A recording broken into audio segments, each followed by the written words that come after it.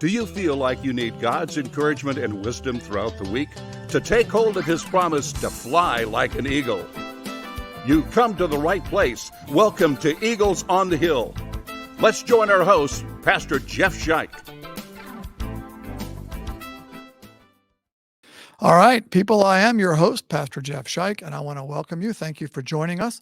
Search for Eagles on the Hill on YouTube and hit the subscribe button in the lower right-hand corner, or you can follow us wherever you listen to your podcast. Follow us as we together follow Jesus and draw strength from Him to fly like an eagle. Today's podcast is the beginning of a series of podcasts that are not going to run consecutively. Likely, I'm going to be interspersing these in with other podcasts, but it's a series of podcasts on the commandments. Some questions have come in that I wanted to address on various commandments, so they even might be out of order, just to warn you about that. Today, though, we're going to start with an overview of the commandments, and it's kind of been a pet peeve of mine ever since I was a wee little one and memorized the commandments in the Lutheran tradition. I've always been troubled by the way the Lutheran Commandments, the 10 Commandments, set up, and never really understood what was going on with that. So if you're joining us on YouTube, you'll see a picture on the screen, the listing of the 10 Commandments. If you're not on YouTube, if you're on some audio podcast, then you're going to have to listen a little bit more closely as we go through this, because it gets just a little bit complex with the way this lays out. So when I was younger, when I memorized the commandments, it was seemed odd to me, the last two Lutheran commandments. The 9th commandment I memorized was, "You shall not covet your neighbor's wife." And then the 10th commandment was, "You shall not covet," and then a whole bunch of other stuff. And I've even heard kids even recently ask, what is the deal with this coveting thing? Like, there's 10 commandments and 2 of them have to do with coveting. And the question I heard was kind of funny, but maybe true, is, does God somehow understand that we humans have a big problem with coveting? And so He had 2 commandments to deal with coveting. Well, great question. And for many years, I did not know why this was. Found out through study that the Bible actually does not number the 10 commandments. Exodus chapter 20 is one location where the 10 commandments are found, and they're not numbered there. And so people have had to go through Exodus 20 and number them out, 1 through 10. And what the Lutherans did when the Lutherans back in the 16th century numbered their commandments was they just took the Roman Catholic numbering and adopted it as their own. Strangely, though, the Lutherans, at least most Lutherans, have lost the first few words of the Roman Catholic numbering. The first few words of the Roman Catholic numbering is, "I am the Lord your God." Normally, Lutherans quote the first commandment as, "You shall have no other gods before me." Sometimes we have the "I am the Lord your God" as a preface to that. But nevertheless, why do Lutherans have 2 commandments about coveting at the end? Well, what happened then is that the other reformers came along and, for whatever reason, decided to make a shift and not have 2 coveting commandments at the end. So they only have 1. Commandment number 10 in other Reformed Reformation kind of traditions. Commandment number 10 is, "You shall not covet." That's the only commandment that talks about coveting. So they have to add a commandment then, because they've lost a commandment on coveting, and you still got to get the 10. It is the 10 commandments after all. So what they do is they add a commandment between the Lutheran commandments and the Roman Catholic commandments. They add a commandment between 1 and 3. So commandment 1, "You shall have no other gods before me." Got that all squared away. Roman Catholic, Lutheran, Reformation, Reformed, Baptist, whoever. What their other reformers did was they added a second commandment, "You shall not make any idols." The second commandment talking about idols, images of God. And what that's led to in the Reformation was a sense of getting rid of all the stained glass in churches, a lot of even smashing out the stained glasses, any kind of images they would get rid of because of that second commandment. Rightly or wrongly, that's what happened. This is then the numbering that the other Reformed traditions have.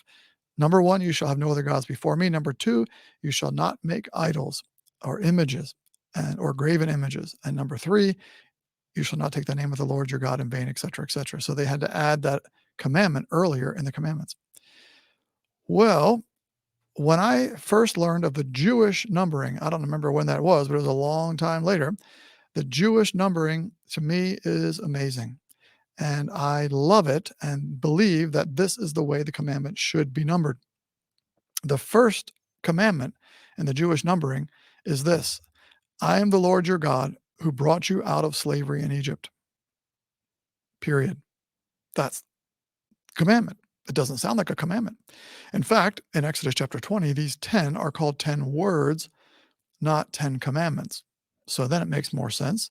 These are 10 words from God. The first word is, I am the Lord your God who brought you out of slavery in the land of Egypt. Is that a commandment? Absolutely not. In fact, it is not law at all. It's gospel.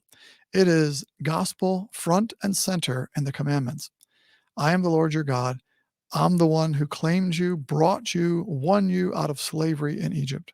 What a beautiful way to begin these 10 words. What a wonderful Lutheran way to begin these 10 words. Wow.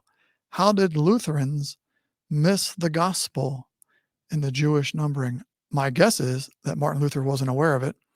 Other folks in the 16th century weren't aware of it, just adopted the Roman Catholic numbering.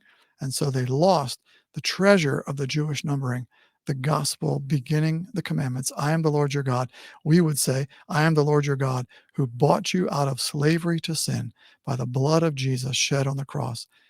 Gospel. And then, because I am the Lord your God who brought you out of slavery to sin, because I paid the price for your sin on the cross, this is how you should live. Commandments 2, 3, 4, 5, 6, 7, 8, 9, 10.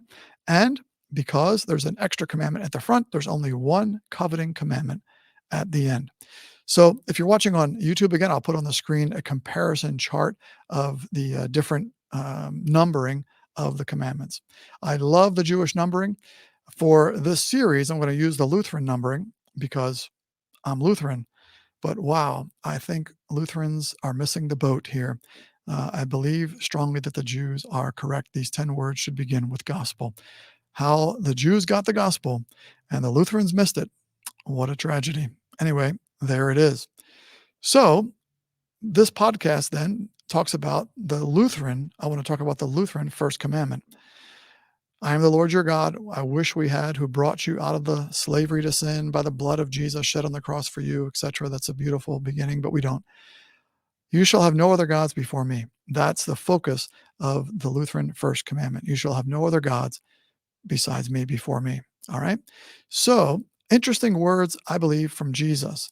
As we think about other gods, our first thoughts turn to, well, we don't have a golden calf in the wilderness kind of thing if we know our Old Testament, so therefore we're okay.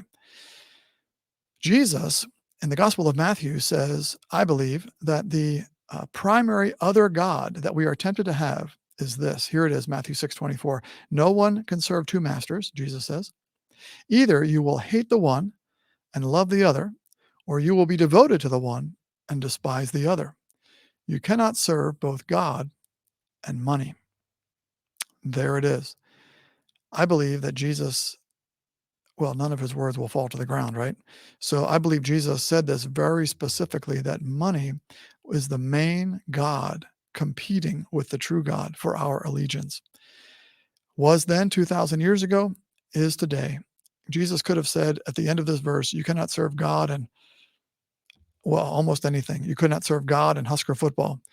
You cannot serve God and going to the lake.